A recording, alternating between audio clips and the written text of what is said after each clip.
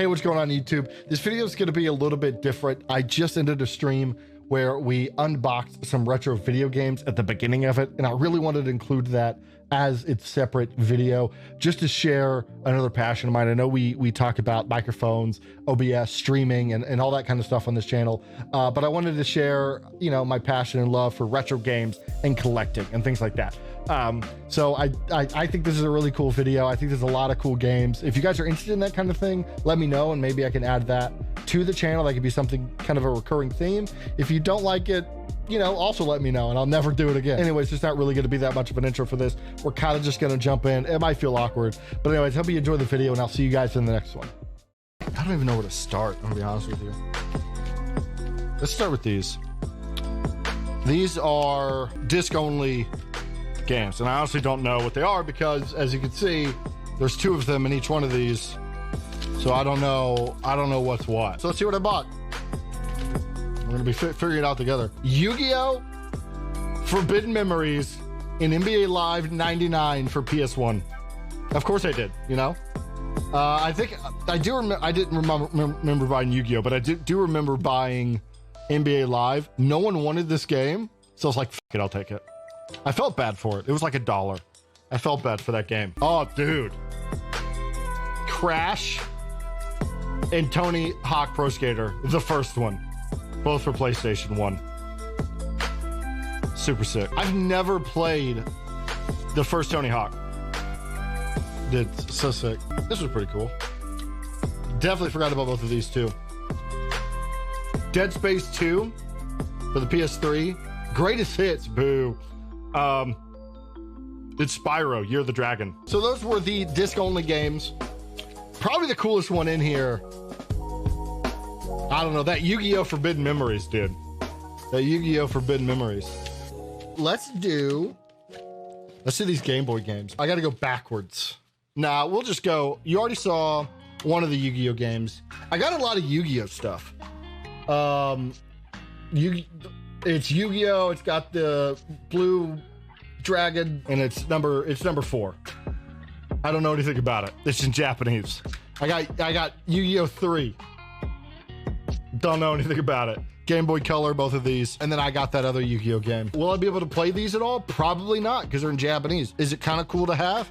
Yeah, for some reason. And again, they were like nothing. Oh, you can see something back there. Speaking of red, you can see something right there. You got this Tamagotchi game, which again, I just bought because no one else was buying and I felt bad about it. I don't think I'll be able to actually play it because it looks like it was extremely text-based. And what's also fun is like someone wrote their name on it. I don't know. That's a weird kind of part of history where like someone played this and loved it and it went across the world literally to end up in my hands right now on this stream. And I'll just hold on to it forever because I'm a hoarder. Let's be honest. I'm a hoarder. But yeah, it's kind of cute. It's got a little person on it catching stuff. It looks like, I don't know what the game's about, but yeah, there's that. And then I'm missing a game out of these, which is unfortunate. So these were my copies, like as a kid or whatever. Like I have my original 6 from when I was a youngin', you know what I mean? Well, we would have bought those in the Japanese version. I'm actually missing 2 because in the first gen of Pokemon, they actually came out with 3. They had red and green, like we all know, but they also they did have a blue version. There's your red and green. I guess technically there's 4 from Gen 1, because then you have yellow. So I'm missing blue from this, which honestly I might buy these in box because they're not that expensive. I didn't look until after I got these, but they're honestly not that expensive. I was very surprised. And then I got, which was kind of cool with these, I got gold and silver. I like the blue and the gray cartridges. I don't know if these are color.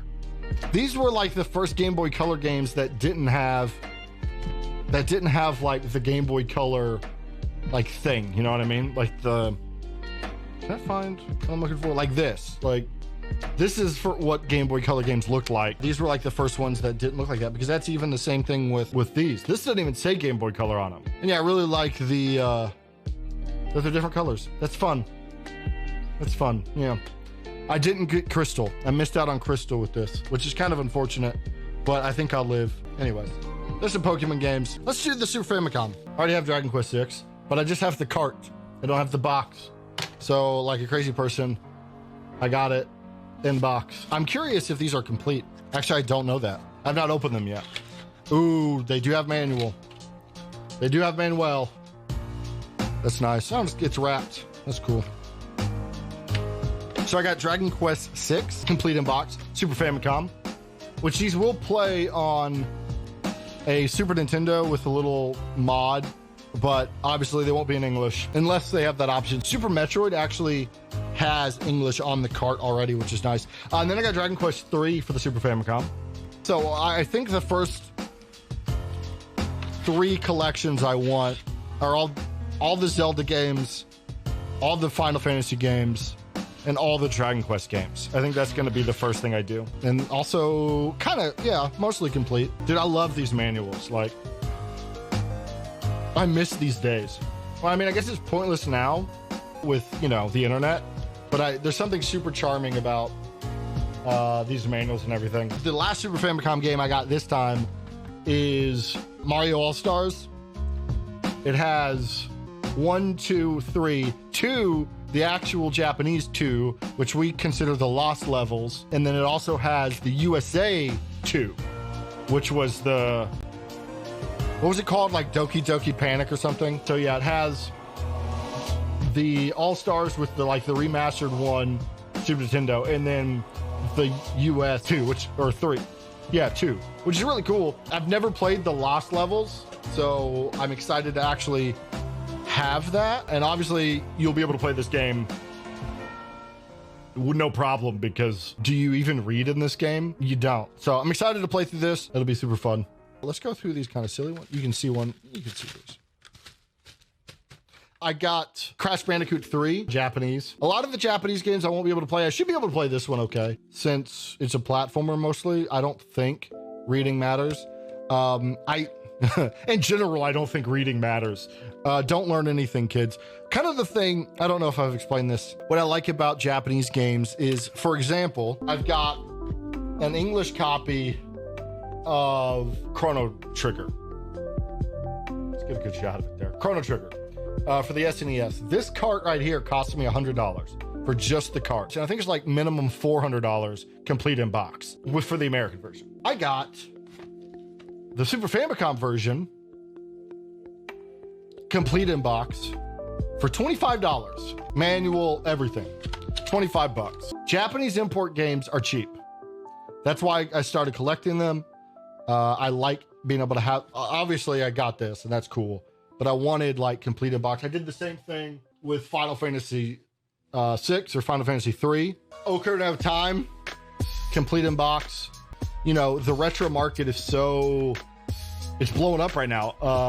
I think mainly because a lot of millennials have disposable income now. And as well, I think the pandemic had a big part of it. Like people at home, nostalgia's hitting. They want, you know, spend their money on something. They start buying these old consoles and all these old games. So the American prices for these things are skyrocketing. And the Japanese versions of them are not. Obviously, I would love a complete in-box version of a lot of these games for American, but I'm not going to spend $500 or $1,000 for something. To me, it's perfectly fine having this. I can play it, you know, especially like, again, games I'm super familiar with. I can play Ocarina of Time just fine in Japanese. I don't need to though, because like I have, you know, the cart of the English release. This is actually the card I had as a kid, but as a kid I was an idiot and I destroyed the box. I probably ripped it open not even thinking about it. But anyways, that's why I'm getting a lot of these games in Japanese. All that is to say, here's Japanese Crash Bandicoot 3, which I should be able to play because it's a platformer mostly, and I don't think the story really matters. Maybe it does, and I'm mistaken. Ooh, this one's a little broken. This is Chocobo Stallion. I don't know what it is. All the things, a lot of these older cases, the jewel cases, the center part is breaking, which is super unfortunate. Honestly, I have no idea. It looks like you played Chocobo. I saw it. I saw it with Final Fantasy. I saw it. Yeah, it was kind of cute, so I grabbed it. Yeah, I said I bought it because it was cute. That's fine, right? But to piggyback off that, we have Final Fantasy VII, Japanese, for the PlayStation 1. Which again, I think this one has the jewel case is actually broken a little bit. But yeah, complete. I don't know what these are. These are coming with all of them. I don't know, like, where does that go?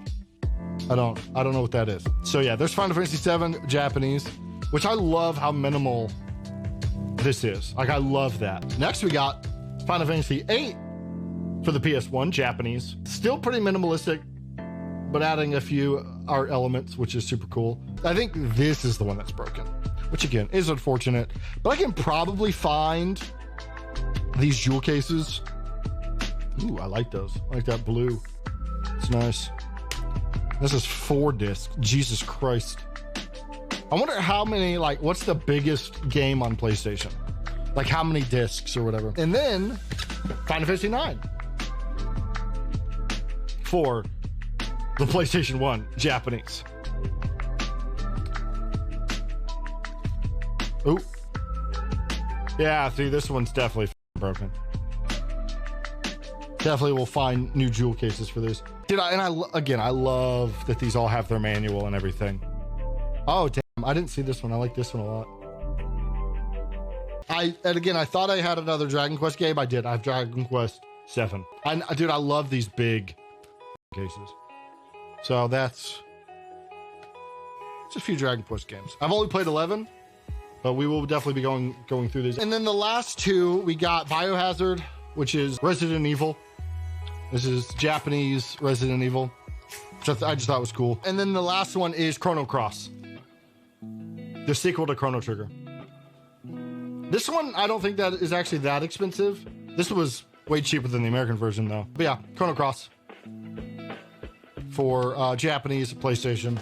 And that's it. That's what we got. It was probably more than I should have spent on video games, but you know what? You only live once or whatever. Dude, yeah, looking at it all looks kind of silly. Like, why? But yeah, there's some retro games I bought from Pink Gorilla Games in Seattle, Washington. You should check it out. They stream on Twitch, and I bought it there. They don't sell online, except when they do. That's what I'm gonna say. Anyways,